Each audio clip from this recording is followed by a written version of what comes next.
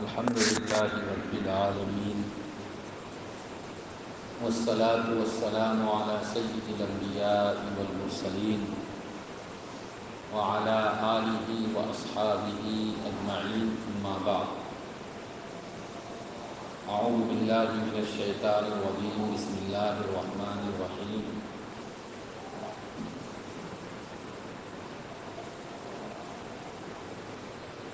وَلِلَّهِ عَلَى النَّاسِ حِجُّ الْبَيْتِ مَنِ اسْتَطَاعَ إِلَيْهِ سَبِيلًا، وقال النبي صلی اللہ علیہ وسلم: الحج المبرور ليس له جزاء إلا الجنة، او كما قال علیہ الصلاۃ والسلام۔ اللهم صل على سيدنا ومولانا محمد وعلى آلہ واصحابہ وبارک وسلم۔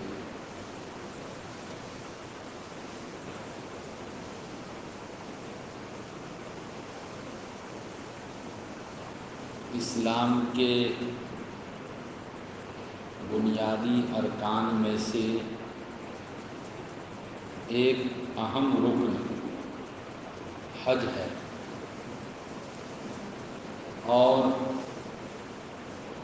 حج کی ادائیگی کے لیے، حج کرنے کے لیے دنیا کے چاروں کونوں سے، یعنی تقریباً تمام ملکوں سے لوگ حرم میں پہنچنا شروع کر چکے ہیں۔ الحمدللہ ہمارے اور آپ کے اسٹیٹ آسام سے بھی لوگ، بہت سارے لوگ جا چکے ہیں اور کچھ جانے والے ہیں۔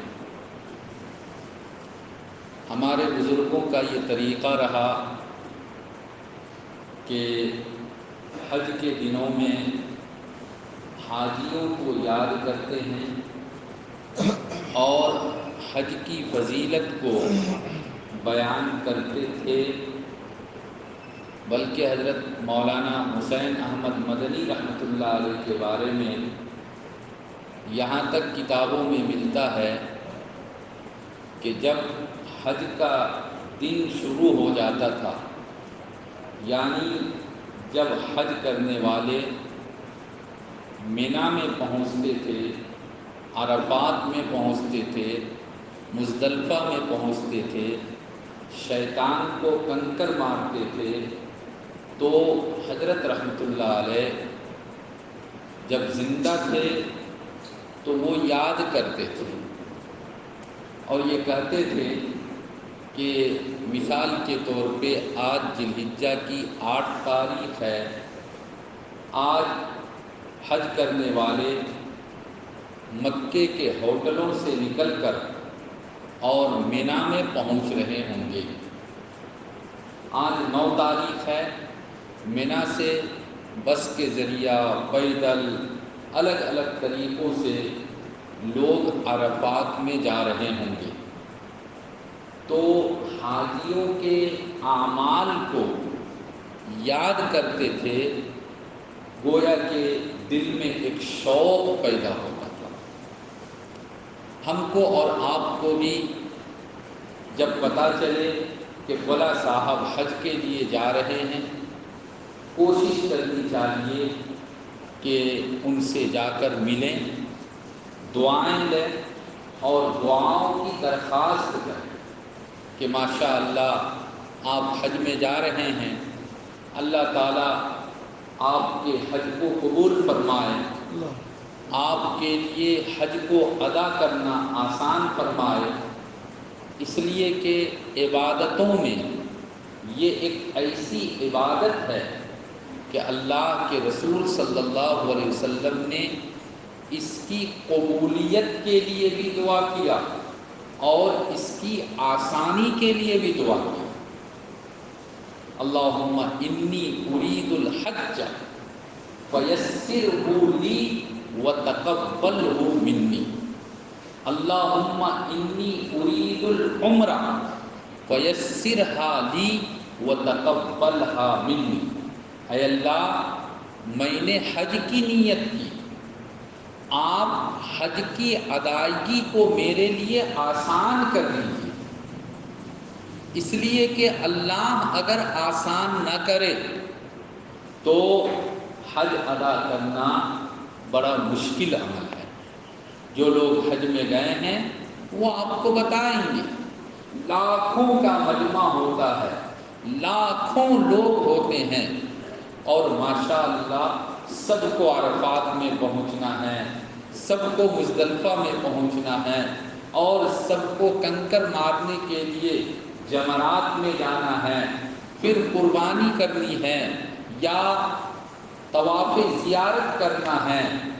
لاکھوں لوگوں کا مجمع ہوتا ہے، اور الحمدللہ شاید ہی کوئی بد نصیب ہوگا، ورنہ تو سارے کے سارے لوگ بہت اچھے سسٹم کے ذریعہ بہت اچھے طریقے سے تمام اعمال حج کو انجام دے دیتے ہیں۔ یہ کیوں؟ اس لیے کہ جب حج کی نیت کی جاتی ہے، جب احرام باندھا جاتا ہے کپڑا پہن کر، اور 2 رکعت نماز پڑھ لی، نماز پڑھنے کے بعد اب جو نیت کی جاتی ہے تو اس میں نیت یہی ہے، عربی میں جو نیت کتابوں میں ہے کہ اللہم انی ارید الحج، اے اللہ میں حج کی نیت کر رہا ہوں، حج کی نیت سے میں نے احرام کا کپڑا پہن لیا، فَيَسِّرْهُ لِي، اے اللہ آپ میرے لیے حج کو آسان کر دیجیے، نماز کو آسان کر دیجیے۔ شاید یہ دعا آپ صلی اللہ علیہ وسلم نے نہیں مانگی، کیوں؟ اس لیے کہ نماز پڑھنے کے لیے ایک ساتھ لاکھوں کا مجمع نہیں ہے، نماز پڑھنے کے لیے اللہ نے سویدھا اور سہولت دے رکھی ہے، مسجد میں آ کر پڑھ لیجئے۔ الحمدللہ کسی وجہ سے خدا نخواستہ مسجد میں نہیں جا سکے، گھر پہ جماعت کر لیجئے، اگر گھر پہ جماعت کرنا بھی مشکل ہے اکیلا نماز پڑھ لیجئے، ہو جائے گی۔ لیکن حج کا تو مسئلہ ایسا ہے کہ وہ جو کنکر مارنا ہے وہیں جا کر مارنا ہے، کم سے کم 30-40 لاکھ لوگ تو ہوتے ہی ہوں گے، اس سے بھی زیادہ، جس کا صحیح شمار میں نہیں جانتا، لیکن سارے لوگوں کو ایک فکس ٹائم میں جا کر شیطان کو کنکر مارنا ہے۔ اللہ اگر آسان نہ کرے تو ہم کیسے وہاں جا سکتے ہیں، کیسے وہاں تک پہنچ سکتے ہیں؟ سارے لوگوں کو مینا میں جمع ہونا ہے، 5 وقت کی نماز مینا کے اندر پڑھنی ہے۔ اب لاکھوں کا مجمع ہے، کم سے کم 40 لاکھ اگر لوگ ہوں گے تو ایسا تو نہیں کہ وہاں پیشاب پاخانہ استنجا کی ضرورت نہیں، اس کی بھی ضرورت ہے، وضو کی بھی ضرورت ہے، کھانے پینے کی بھی ضرورت ہے۔ اللہ اللہم یسر لی، اے اللہ میرے لیے حج کو کیا کر دیجئے؟ آسان کر دیجئے۔ حج کو آسان کرنے میں اے اللہ جب وضو کرنا پڑے تو وضو کے لیے پانی کا انتظام کر دیجئے، اے اللہ باتھ روم جب جانا پڑے تو آپ میرے لیے باتھ روم کا انتظام کر دیجئے۔ یہ جو آسانی کی دعا مانگی جاتی ہے، اور واقعتاً جو حضرات یہ دل سے یقین کر لیتے ہیں کہ ضرور اللہ کی طرف سے آسانی ملے گی، ان حضرات کو اللہ تعالیٰ ایسا چانس اور ایسا موقع دیتا ہے کہ وہ اگر باتھ روم میں جانا چاہے تو اچانک جا کر دیکھتے ہیں کہ بھیڑ نہیں ہے، 1 آدمی 2 آدمی لائن میں ہے، دوسرے تیسرے نمبر پر میری باری ہے۔ اور اللہ جن کے لیے آسانی اور سہولت نہ پیدا کرے تو کم سے کم 50 لوگ لائن میں کھڑے ہیں۔ اب آپ پیٹ کے درد سے پریشان، گیس بن رہا ہے، بڑی مشکل ہے، آپ وہاں تک پہنچتے پہنچتے نہ جانے کیا وقت لگے گا، کتنا ٹائم لگے گا، یہ گویا کہ آپ کے لیے ہمارے لیے آسانی نہیں ہوئی۔ اس لیے حاجی جب حج کا احرام باندھتا ہے، عمرہ کرنے والا جب عمرے کا احرام باندھتا ہے تو اللہم انی ارید الحج، اللہم انی ارید العمرہ فیسرہ لی، اے اللہ آپ حج کو آسان کر دیجئے، اے اللہ آپ میرے لیے عمرہ کرنے کو آسان کر دیجئے۔ آسانی پیدا ہو گئی، حج ادا کر لیا، اس کے بعد کیا ہے؟ وَتَقَبَّلْهُ مِنِّي، اے اللہ آپ اس کو قبول کر لیجئے۔ اے اللہ آپ اس کو قبول کر لیجئے۔ کہیں ایسا نہ ہو کہ لاکھوں روپیہ خرچ کر کے حج کرنے کے لیے آیا، لاکھ 1.5 لاکھ روپیہ خرچ کر کے عمرہ کرنے کے لیے پہنچا، اور دل میں ایک چور بیٹھا ہوا تھا، حج کرنے جا رہے ہیں، اللہ چاہے راضی ہو یا نہ ہو ہمارے نام کے ساتھ حاجی بڑھ جائے گا، لوگ ہم کو حاجی کہنے لگیں گے، میں لوگوں کے سامنے فخر کر کے بیان کروں گا کہ میں حج کرنے کے لیے گیا تھا اور وہاں یہ دیکھا، ایسا کیا ویسا کیا، لوگوں پر میرا ایک روب پڑے گا کہ ماشاءاللہ دیکھو مولوی صاحب 10,000 15,000 روپے ویتن ہے اور یہ بھی اس نے بھی حج کر لیا۔ تو میرے بھائیوں وَتَقَبَّلْهُ مِنِّي، اے اللہ یہ جو حج کر رہے ہیں آپ اس کو میری طرف سے قبول کر لیجیے۔ حج اگر آسان ہو جائے اور حج اللہ تعالیٰ قبول کر لے تو اس کا بدلہ کیا ملے گا؟ الحج المبرور لیس لہ جزاء الا الجنہ۔ جس کا حج اللہ کے یہاں قبول ہو جائے، جس کا حج اللہ قبول کر لے تو اس کا بس ایک ہی بدلہ ہے، اور وہ بدلہ یہ ہے کہ مرنے کے بعد وہ سیدھا جنت میں جائے گا، سیدھا جنت میں جائے گا۔ چنانچہ ایک صحابی رسول ہے، وہ آپ صلی اللہ علیہ وسلم کے پاس آئے اور آ کر انہوں نے کلمہ پڑھنے کا ارادہ کیا، نیت کی، اب تک وہ مسلمان نہیں ہوئے تھے، کہ اللہ کے رسول صلی اللہ علیہ وسلم میں مسلمان ہونا چاہتا ہوں، میں کلمہ پڑھ کے مومن بننا چاہتا ہوں، لیکن آپ یہ بتائیے کہ حالت کفر میں مسلمان بننے سے پہلے ہم نے جو بڑے بڑے گناہ کیے اور ہمارے سروں پر گناہوں کا بوجھ ہے، ہمارے نام اعمال کے اندر بالکل گناہ ہی گناہ لکھا ہوا ہے، کیا اسلام قبول کر لینے کے بعد ہمارا یہ گناہ اپنی جگہ پر باقی رہے گا یا اس کو اللہ معاف کر دے گا؟ اللہ کے رسول صلی اللہ علیہ وسلم نے فرمایا الاسلام یہدم ما کان قبلہ، اسلام لانے سے پہلے جو گناہ تم سے ہوا تھا، جب تم نے اسلام لایا، کلمہ پڑھا، کلمہ پڑھ کے مسلمان ہو گیا تو تمہارا سارا گناہ اللہ نے معاف کر دیا، ڈیلیٹ کر دیا۔ والحج یہدم ما کان قبلہ، اسی طریقے سے حج کرنے سے پہلے اگر جانے انجانے میں گناہ ہو گیا تھا، نافرمانی ہو گئی تھی، غلطی سے کچھ کام ایسا ہو گیا تھا یا جان بوجھ کر کچھ ایسا کام ہو گیا تھا جو نہیں ہونا چاہیے تھا، آدمی حج کرنے کے لیے جاتا ہے، حج کرتا ہے، اخلاص کے ساتھ حج کرتا ہے، اللہ کے لیے حج کرتا ہے، الحج یہدم ما کان قبلہ، جب وہ حج کر کے واپس آتا ہے رجع کیوم ولدتہ امہ، حدیث میں آیا اللہ کے رسول صلی اللہ علیہ وسلم نے فرمایا کہ وہ جب حج کر کے واپس آئے گا تو گناہوں سے ایسا کلین ہو کر آئے گا، گناہوں سے ایسا پاک صاف ہو کر آئے گا جیسا کہ آج ہی وہ اپنی ماں کے پیٹ سے دنیا میں آیا، آج ہی اس کا جنم ہوا ہو۔ ظاہر سی بات ہے کہ آج پیدا ہونے والا بچہ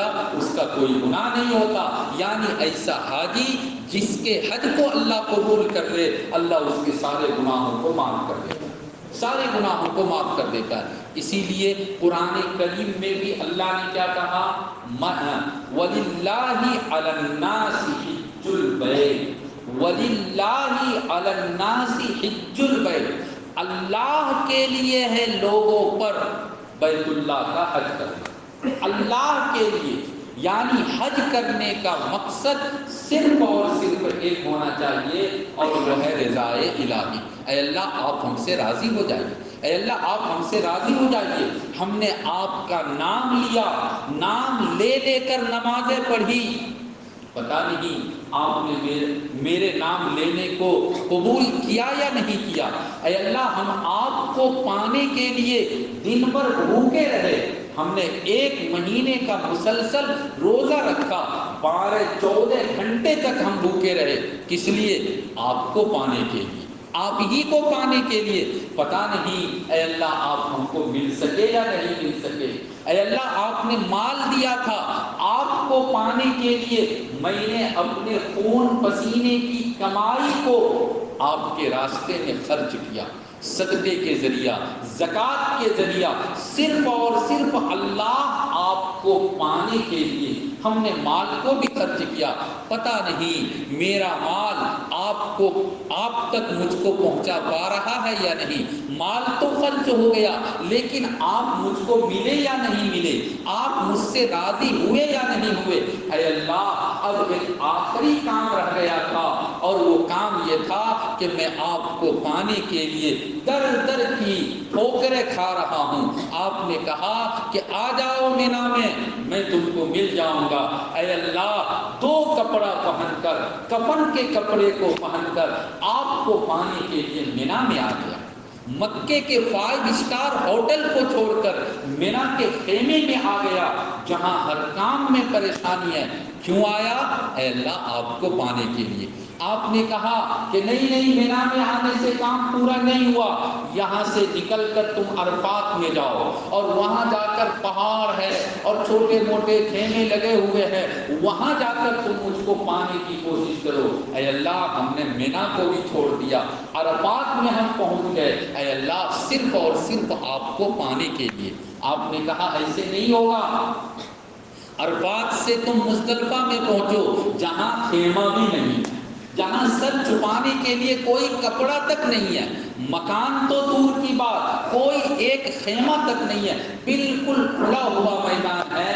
آپ لوگ جانتے ہیں اگر بارش ہو جائے تو سارے کپڑے بھیگ جائیں گے، پریشانی میں لوگ پڑ جائیں گے، لیکن عرفات کو بھی چھوڑا، مزدلفہ میں آ گیا، ٹرین ملی، میٹرو ملا، اس سے بس ملی، اس سے نہیں ملا، پیدل چل کر راتوں رات مزدلفہ میں پہنچے۔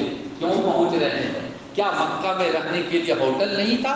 کیا مکے میں رہنے کے لیے کسی کے پاس اپنا مکان یا کمرہ نہیں تھا؟ سب کچھ تھا، اچھا ہوٹل تھا، 3 اسٹار 5 اسٹار ہوٹل تھا، عزیزیہ میں اپنی حیثیت کے مطابق روم ملا ہوا تھا، لیکن اے اللہ سب کو قربان کیا، مزدلفہ میں بھی پہنچ گیا۔ کیوں پہنچا؟ صرف اور صرف اللہ آپ کو پانے کے لیے۔ آپ مل جائیے، آپ راضی ہو جائیے۔ اللہ نے کہا نہیں، مزدلفہ چھوڑو اور جاؤ، وہ جو شیطان ہے جا کر اس شیطان کو کنکر مارو، اس شیطان کو کنکر مارو۔ اگر کوئی صرف اپنی عقل سے سوچے کہ یہ کیسا دین ہے، کیسا مذہب ہے، کیسی عبادت ہے، کون سا شیطان ہے وہاں تو ایک کھمبا بنا ہوا ہے اور کھمبے کے چاروں سائڈ میں حوض کے طرح بنا ہوا ہے، بس اس حوض میں ہمارا کنکر پہنچ جائے شیطان کو گویا کہ لگ جائے گا۔ کہاں ہے شیطان؟ آج سے ہزاروں سال پہلے حضرت ابراہیم علیہ السلام جب اپنے اکلوتے بیٹے حضرت اسماعیل علیہ السلام کو اللہ کے حکم پر قربانی کرنے کے لیے، ذبح کرنے کے لیے لے کر نکلے تھے، کہاں سے؟ مکہ سے آئے تھے، چونکہ ان کا گھر اسماعیل علیہ السلام اور ان کی ماں ہاجرہ وہ مکے میں رہتی تھی، وہاں سے تقریباً 3-4-5 کلومیٹر دور مینا تک جب پہنچے، وہیں جا کر ذبح کرنا تھا تو شیطان نے بہکایا تھا، شیطان نے اسماعیل علیہ السلام کو وسوسہ ڈالا تھا، ابراہیم علیہ السلام کے دل میں شیطان نے وسوسہ ڈالنے کا خیال کوشش کی تھی، تو اللہ کے حکم سے وہاں اس وقت پتھر مارا تھا، کنکر مارا تھا۔ ہو سکتا ہے کہ اس وقت شیطان کو وہ پتھر لگا ہو، لیکن اب تو وہاں شیطان نہیں ہے، بس جہاں پر شیطان نے وسوسہ ڈالا تھا وہیں پر ایک پیلر بنا دیا گیا ہے اور اسی کے یادگار کے طور پہ وہاں کنکر مارنا ہے۔ چلو بھائی، ہم نے ایک دن کنکر مارا، دوسرے دن کنکر مارا، تیسرے دن بھی کنکر مارا، اب اللہ نے کہا کہ نہیں، اب تم کو مکہ جانا ہے اور وہاں جا کر میرے گھر کا ایک اسپیشل طواف کرنا ہے جس کا نام طواف زیارت ہے۔ حج کے اندر خاص طور پہ 2 کام بالکل فرض ہے، رکن ہے، اس کے بغیر حج ہوتا ہی نہیں۔ اس میں سے ایک ہے وقوف عرفہ، عرفات میں جا کر تھوڑی دیر ٹھہرنا، چاہے 1 منٹ ہی کیوں نہ ہو، لیکن وہاں جا کر ٹھہرنا ہے، وقوف کرنا ہے۔ اور دوسرا جو فرض ہے وہ ہے طواف زیارت۔ طواف زیارت یہ کب ہے؟